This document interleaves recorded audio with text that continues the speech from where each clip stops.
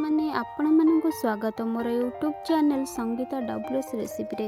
ସାଙ୍ଗମାନେ ଆପଣମାନେ କେମିତି ଅଛନ୍ତି? ଆଶା କରୁଛି ଆପଣମାନେ ସମସ୍ତେ ବହୁତ ଭଲରେ ଥିବେ। ଆପଣମାନେ ମୋର ଏଇ ନୂଆ ଚ୍ୟାନେଲ୍କୁ ସପୋର୍ଟ କରନ୍ତୁ ଆଉ ସବସ୍କ୍ରାଇବ୍ କରନ୍ତୁ। ଭିଡ଼ିଓଟି ଦେଖନ୍ତୁ। ଭିଡ଼ିଓଟି ଭଲ ଲାଗିଲେ ଲାଇକ୍ ସେୟାର ଆଉ ଛୋଟିଆ କମେଣ୍ଟଟେ କରନ୍ତୁ।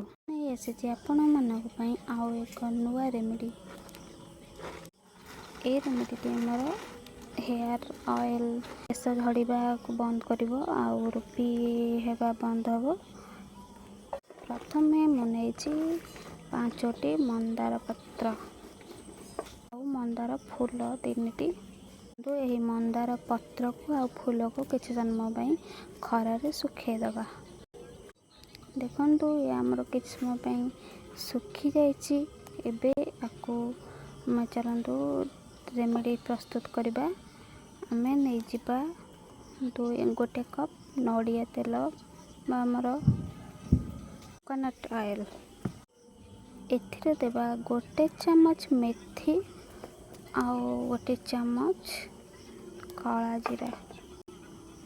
ପରେ ଏଥିରେ ମେଥିକୁ 1 ଚାମଚ ମେଥି ଦେଇଥିଲେ, ଏବେ 1 ଚାମଚ ମେଥିକୁ ଗୁଣ୍ଡ କରିକି ଅଧା ଗୁଣ୍ଡ କରିକି ଦେବା ଆଉ 1 ଚାମଚ କଳା ଜିରାକୁ ମଧ୍ୟ ଅଧା ଗୁଣ୍ଡ କରିକି ଦେଇଦେବା।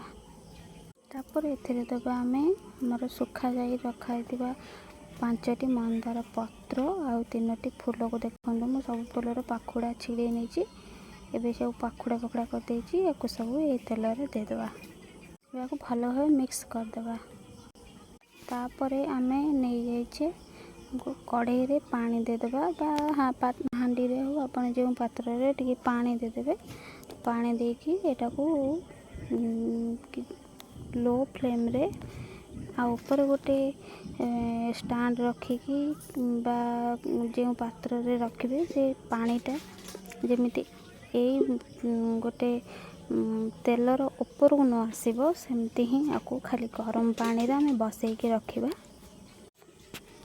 ଦେଖନ୍ତୁ ଆମର ବିନା